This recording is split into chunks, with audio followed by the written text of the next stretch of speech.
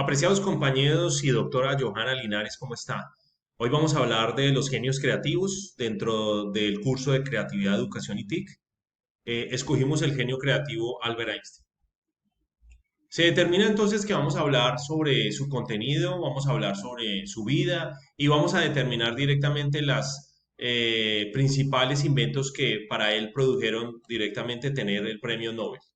Vamos a establecer entonces que dentro de su biografía, él nace en la ciudad alemana de Ulm el 14 de marzo de 1879 y directamente pertenecía a un hogar determinado para poder establecer que era un hogar de judíos, pero determinaban que eran judíos alemanes.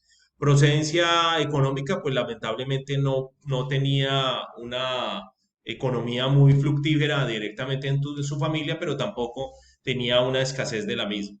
Se determina entonces que en 1900 obtuvo el título de profesor de matemáticas y fue egresado de la Escuela Politécnica Federal de Zúrich, el cual también directamente le aprobó el título de doctor en 1905 cuando publicó directamente el movimiento browniano que le valió el grado de doctor en 1906. Dato curioso, directamente se establece que Albert Einstein no era una persona muy disciplinada en su contexto como estudiante, puesto que muchas veces tocaba violín en las horas del almuerzo porque decía que el violín era la forma de conexión directamente con, con las ideas del universo. Los profesores lo identificaban como un holgazán, pero de verdad directamente él no los, digamos, aludaba, sino que directamente pensaba que para ellos era una eran profesores y que carecían directamente de ese intelecto al cual él directamente, digamos, formaba en un cuarto muy pequeño en Alemania para poder determinar un apartaestudio muy pequeño con un lápiz y un papel para poder crear sus inventos.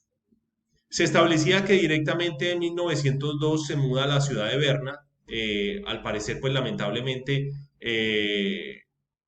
le escribía cartas a su padre diciendo pues que se sentía muy desafortunado con su vida y que pensaba de por qué vino a este mundo y que no debería haber existido. El padre pues obviamente se murió, muere y lamentablemente lo ve no tan profesionalizado y se va a la tumba un poco, digamos, no muy bien, muy afectado por el tema de que su hijo de tanto estudio no pudo conseguirle un buen trabajo. En 1902 hasta 1911 tiene un trabajo modesto en la oficina de patentes. Esa oficina de patentes trabaja por 6 días a la semana revisando solicitudes presentadas al gobierno suizo. Se casa con Mileva Maric, tiene dos hijos con ella y después se casa con su propia prima, la prima Elsa, directamente en, 1900 en 1919. Muere el 18 de abril de 1955 de una insuficiencia cardíaca a los 76 años. Su funeral no fue muy publicitado, sino que directamente se tienen muy pocas fotos de ese momento.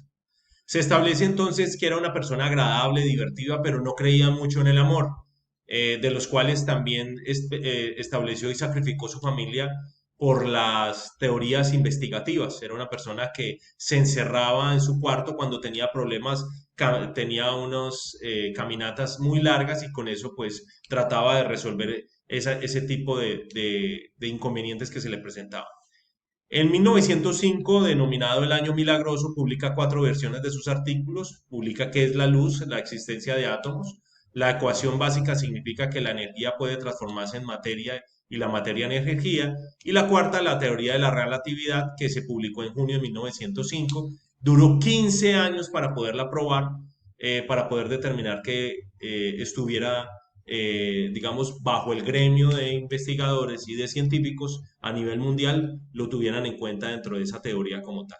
En 1907 vuelve a escribir el artículo sobre la relatividad especial, pero ya directamente con unos datos muy específicos y muy precisos. Y en 1905 es invitado para presentar su teoría de la relatividad a los científicos alemanes más relevantes en su prestigioso foro. Después pasa 8 años trabajando en su teoría, presenta dos problemas más porque no se había demostrado totalmente la teoría y se establece directamente entonces que se puede dar las ideas y producciones de Albert Einstein. Ideas y producciones, la teoría de la relatividad, el método directamente del efecto fotoeléctrico, que ni siquiera por el premio Nobel se lo entregan en 1921 y ese premio Nobel ni siquiera se lo entregan por la teoría de la relatividad, sino por el efecto fotoeléctrico. ¿Qué se le debe a Albert Einstein? El tema de los electrodomésticos como son el microondas, los satélites, la gravedad, la explicación verdaderamente de la gravedad, la teoría de la relatividad para poder determinar cuándo un cuerpo gira más rápido de lo que se establece alrededor del Sol, de la rapidez que tiene el rayo de luz sobre el tiempo. Frases célebres de Albert Einstein: vivimos en un tiempo de medios perfectos y metas confusas. No sé qué armas se usarán en la Tercera Guerra Mundial, pero puede decirle cuántas se usarán en la cuarta, y son piedras. No te preocupes por tus problemas con las matemáticas, te puedo asegurar que los míos son mayores, etcétera, etcétera. Podemos determinar entonces que Albert Einstein era un creativo, estaba en el sitio, modo y lugar exacto para poderlo determinar, que salió de la pobreza y que directamente se creó como científico de la nada, sin tener abolengo, pero que solamente con un lápiz y un pensamiento creativo, una mente prodigiosa, podía determinar que solamente se sentaba a resolver problemas. Es la única persona que se puede determinar históricamente que se sentaba a resolver sus problemas y que las teorías matemáticas las hacía en su propia mente. Pueden determinar entonces que se establece la creatividad, la innovación, la disciplina, la voluntad, la mente positiva y la perseverancia. Se determina entonces que con eso damos lugar a la culminación de una vida de una persona creativa y más que creativa, de un verdadero científico.